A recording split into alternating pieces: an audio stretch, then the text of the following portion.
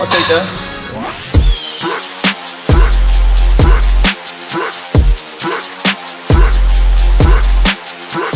Hey, what's going on, guys? Coach Luca here, and today we're able to do this, let's call it just a vlog, but I'm going to talk and chat with my friends about, well, we're supposedly all old, kind of, sort of, but we're not. We're Benjamin Buttoning it, and we're all in our 40s, and I just wanted to talk to these guys. Who's the oldest here, by the way? No, hold up. When's your birthday? July 18. 74. Yeah. Oh, it's the same. By 2. Oh, there we go. Yeah. You should never have called it out. The unique distinction of being the oldest man in the You try to make a point. And I wanted to just talk about, there is certain things that, how to, I would say, be your buffest, your healthiest, as long as possible, because, obviously we all are in the fitness space in some way. But I just wanted to get you guys' input, because I personally feel in many ways this is all around the fittest I've been, and I've known you guys for a long time. I'd say that, you're pretty damn fit. But if off the top of the head, if you were like, all right, let me scrunch this into 3 or 4 principles or things that you follow to be where you are today as far as your health and fitness, what would those be? Jay, go first. All right. Let's see. So execution becomes really important. Like when you're young, you can just bounce reps and do shitty reps, and it really doesn't matter. But you can't get away with that when you get older. So execution's got to be really dialed in. You got to select the right movements. And, like if you're just young or a meathead or whatever, you just say, oh, bench, squat, dead. Well, those aren't really, I know I'm going to offend a lot of people, those aren't really good movements depending on your structure, how tall you are, what your goals are. It's not a good, as you get older, you should train for hypertrophy. I think a lot of your training should be for hypertrophy, because it's like our friend Dr. Gabrielle Lyon says, it's like one of the best anti-aging strategies you can do, because you're going to lose muscle anyway as you get older. I also think another thing that's counterintuitive is, most people think when you get older you should train lighter with higher reps. I think the opposite. And if you look at a guy like Mike O'Hearn, who's like, 53 or something, like he still trains heavy as fuck and he's jacked out of his mind and doesn't get injured. I think you get more banged up doing light reps with crappy form. If you're looking to have excellence of execution, really good technique, it's better to do, it's easier to do that for 5 or 6 than it is for 15. You can't maintain that tension, you can't maintain that active range of motion, all those things. So I think training lower reps, selecting the right movements, not just because it's on someone's top 10. Like honestly, I think a chin-up is not a great exercise for a lot of people. I think a bench squat dead is not a great exercise for a lot of people. So right exercises, execution, lower reps, I think. Higher reps create more CNS fatigue, more systemic fatigue, more soreness. I don't want to be sore all the time. Like you're super active, so you don't want to be sore. We always want to be doing something. So those are some of the things that come to mind. And then just for me, certainly I'm a believer in less volume. Like if you do all the right things, if you pick the right movements, do them really well, near failure, you don't need 15, 20 sets of body part. You can get away with 5, 6, 8 sets of body part. So those are some of the things that come to mind. I got a follow-up question for you on that. One, movements that you pick should be individual, right? Yes. I'm sure that, some of them that you're like, hey, most of these are good for pretty much everybody.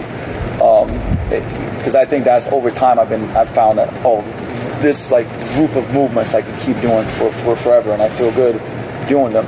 But 2, you did mention I'm a big believer in, and we talked about sprinting and power stuff, but like as you get older, we got to do that for sure. That's really the important. Youth too. Yeah. But you're saying like, hey, the biggest pocket of your training should be in that muscle building hypertrophy. Yeah, for sure. And then I think that's the 80 of the 80-20, and then definitely do medicine ball throws, jumps, sprints. You were saying you're sprinting more than ever now, or more than you had been in the last few years. For sure, that's all important. But I don't think at our age, we should be doing heavy cleans and snatches and all that kind of stuff all the time. I don't think we need to be doing 3-rep back squats, things like that. I think your training's just got to be smarter as you get older. And a lot of it's injury prevention stuff that we're doing, making sure things are balanced. We're getting the right ratio of pulling to pushing, all that, hamstrings to quads, things like that I think are important. And then sequencing. I didn't talk about sequencing, so I'm sorry. I'm just going to go with this and then I'll be done. So sequencing, when you're younger, and that's one of the rules of training, right, is you always start with a big compound barbell lift.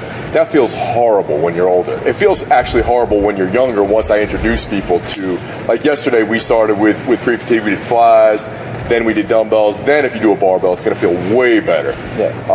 training any big compound movement on a pumped muscle is going to feel so much better. If you're just going cold and you're barbell benching, like that's going to feel horrible.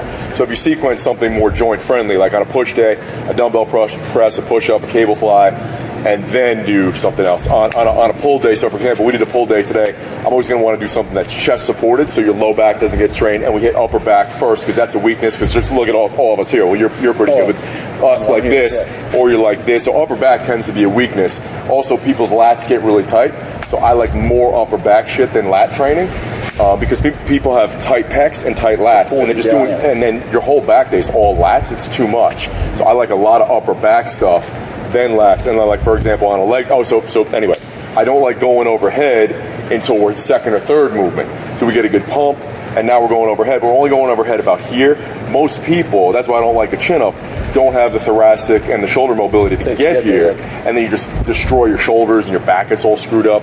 So we'll do an overhead second or third, and then on a leg day, get a hamstring pump, get a glute pump, maybe even do a single leg squat, then do a compound bilateral movement. You feel phenomenal. Yeah. But most people will know about getting a hamstring pump. I actually got that from Louis Simmons years ago, just doing a bunch of glute hams, but now I find leg curls to be even better. But a glute pump too, so leg curls, then hip thrusts, then go into your knees will feel so much better. I mean, I could keep going, but obviously this guy's never thought about this in his life. Let me let Jay try to pack it all in.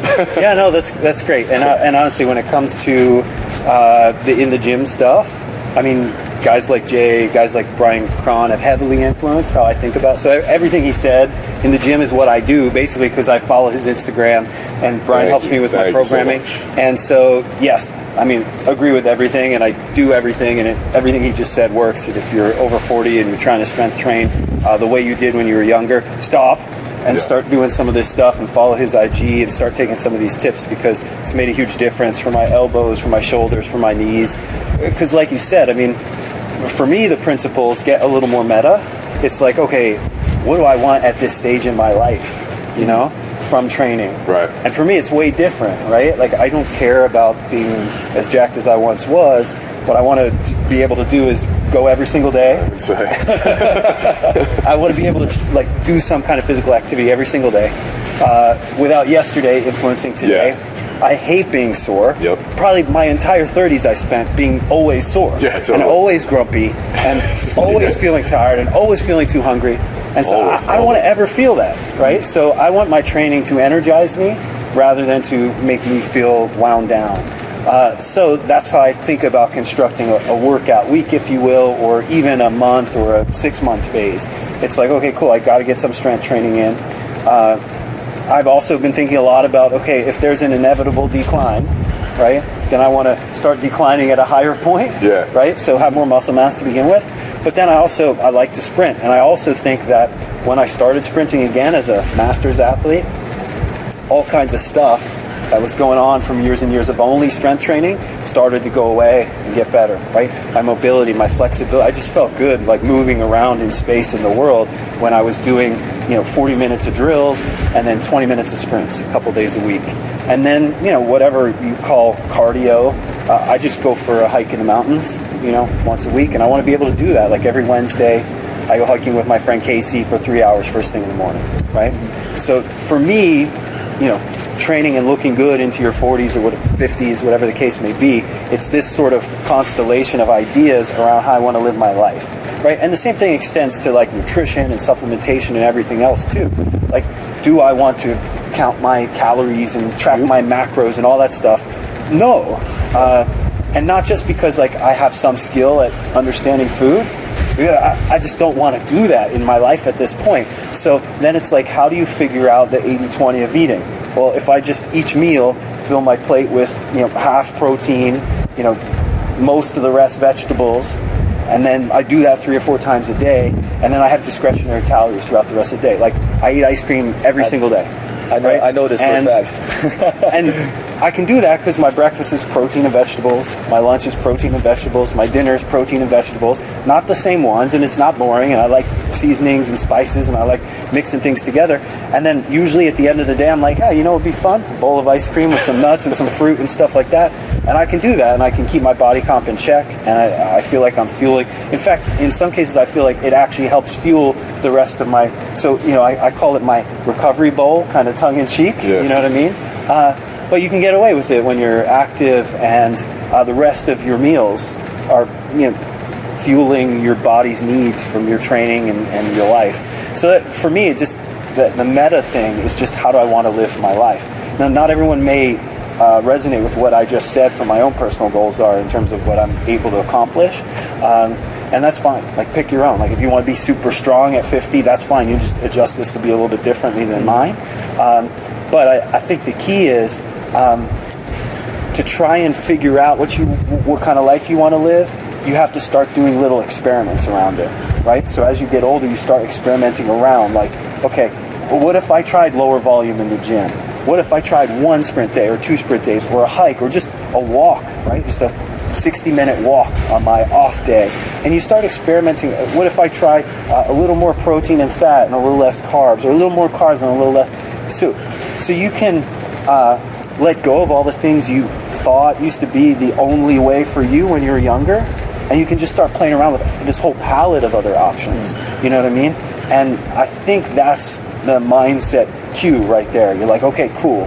If I just keep trying to do that old stuff again, I'm going to get into trouble because I'm not that guy anymore. My lifestyle isn't that lifestyle. My body isn't that same body, right? The people depending on me aren't the same people So it's so different, right? So just trying to stay locked into that is a huge mistake. It's why you get injured. It's why you get burned out on diets. It's why all the things go wrong. So now it's just like, okay, got a new life. I got to figure out what I want that to be. Frankly, with each new decade, I don't know what I want that to be. So I have to do little experiments to figure it out. You know? The change of seasons type of thing. Yeah. Right. Because I mean, I look at myself and I'm still like, I love sport and activity. Yeah. I'm talking about sprinting. I like boxing. I play basketball. And it's not like one of those, well, don't do it. I'm going to do it, but I'm going to have to adjust the puzzle pieces to be able to do that. So I don't know how much you guys actually kind of wonder. For me, based on some injuries, I do I just call it movement hygiene. You know, 5 to 10 minutes a day.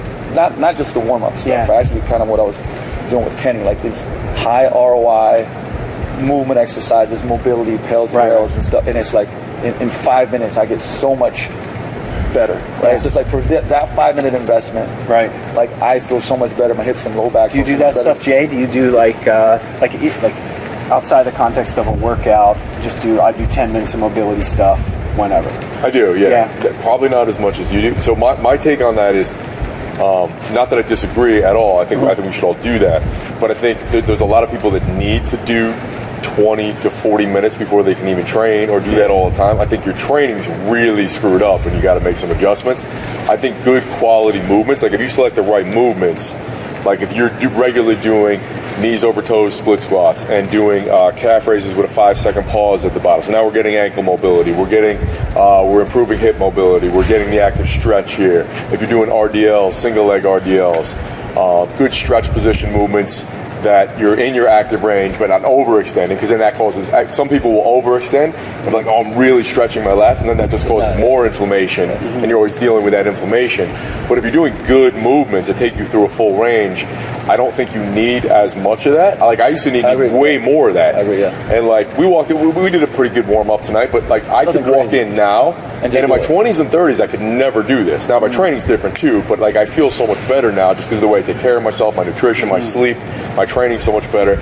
I could walk in and get on my first set. But also, what you mentioned first, you can do that because you're not walking in your first set onto a barbell back squat. Back squat. So the sequencing actually helps a ton with that as well.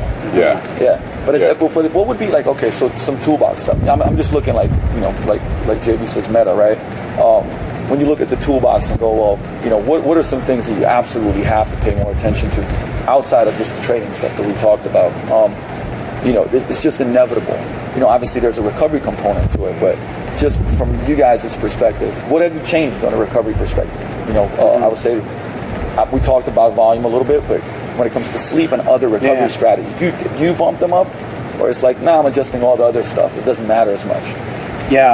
Sleep, like, let's say in my 20s and 30s, I was like, if there was such a thing, I would have been like a world champion of sleeping, right? Like I've always felt like I required more than most people, and I always got more. Like 9 hours a night was the average when I was younger, right? Wow. And so nowadays, I feel like I still need 8.5 hours a night, but it's harder to get. So now sleep hygiene becomes super important for me. Like, a buddy of mine runs a mattress store, so he got me a chili pad so I can keep the temperature in my bed like super cold at night. I don't know if you guys know what this is, but for those who don't, it's like this thin pad that runs under your fitted sheet, and it circulates water through these channels in it, so it cools the water over the course of the night, so you can keep your bed temperature super low. And what I love about it is I have like a heavy weighted blanket, so I can literally bury myself in this blanket at night, so I can go full dark, right? Like, it covers my whole head and everything, but I can keep the temperature of the bed at 55 degrees. And so then it's cool under there, but the weight's on me. I black out the room. Like right now we're staying in Scottsdale, and there's these weird funky windows like super high, and I can't black them out, so I got a sleep mask. I have to figure out the perfect time to go to sleep at night, because if I go to sleep too early, I wake up in the middle of the night now, which I would have never done when I was younger. And so I find that if I go to bed at this certain time, I can sleep 8.5 hours. You know, so it's all these little like tweaks. You know, I stopped caring about all the little tweaks in the gym, and I started caring about all the little tweaks in my sleep routine and my eating routine and stuff like that. Because honestly, if I get 7.5 hours for 2 nights in a row, Like, I'm doomed. I feel as bad as if I had been overtraining for 3 weeks in the gym. Wow. You know, and even on those days, like let's say I'll have like a Monday, Tuesday, Thursday weight training split. Like, if I get those 2 days of low sleep, when Thursday comes, I'll be like, oh, I'm supposed to go at 10 a.m. Or maybe I'll go at like 1. Just try to squeeze like 3 more hours of recovery in. You know what I mean? Because I feel like on the edge of fraying. Right. So for me, that's like something I think a lot about sleep. And you know, I played around with different like supplements like melatonin and things like that, and I have, you know, friends who have CBD products and things like that, and I tried various things like that, and I find that nothing really makes as much of a difference as just like this kind of sleep hygiene thing where you're like, can you make it cold, can you make it dark, can you make it quiet, I wear earplugs when I sleep, and then that does the trick for me. I'm not saying it will for everybody, but because you did that thing again. You know what he did, right? He just sold it. Yeah. Everybody's put a link in there or something. What did you say? What's that thing called again? Yeah. No, but you mentioned it a couple times now. I'm like, I got to get this. Yeah. It's funny because our mattress friend, he's down here in Scottsdale, and he brought one over to the house the other day, and my daughter stole it, and so now she sleeps with it, and she's like, Dad, I never want to not sleep with this thing again. See, ShamWow, buy 2, 1 for 1. Like, it's a done deal. I think, I mean, listen, we could probably munch on this quite a bit, but appreciate you guys. Make sure you follow him at Jay Ferruggia, at Dr. John Berardi, correct, on Instagram, because they drop so much knowledge in every area. I mean, like, JB's talking about a lot of meta stuff that is phenomenal. Jay, as you guys know, like, been a big influence on my training too, even though we still kind of probably fight a little bit about volume, but I'm reeling it back in, baby. I'm reeling it back in. But make sure you follow these guys. I mean, if you apply the things that talk about, your life will be better for it, your health will be better for it, I promise you. See you next time in the vlog. Coach Luca, peace out.